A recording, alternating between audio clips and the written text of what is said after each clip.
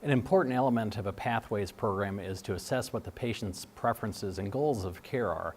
Almost all patients will want an initial round of some kind of treatment, whether it be chemotherapy or targeted therapy or immunotherapy. But after they fail or become resistant to initial therapy, the patient and physician have decisions to make about what the next round of therapy is, or even if in fact the patient wants additional treatment.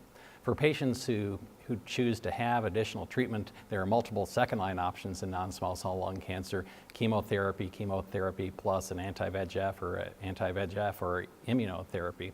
I think that the emerging data, especially around immunotherapy, when compared to chemotherapy with docetaxel, is that outcomes are better with immunotherapy compared to chemotherapy alone. In fact, patients who are PD-L1 positive at a threshold of 50% or more have even better outcomes than those who don't. So I think the choice for physicians is what information do they have to share with patients about what the likely outcomes are given those multiple different choices. And again, as a health plan, as long as they're consistent with the evidence, as long as they're in the NCCN guidelines, will allow them to make that choice. I think the interesting emerging concept now with physicians at risk for the total cost of care is what choices are they going to make, and what minor improvements in health outcomes or overall survival are going to be important to them.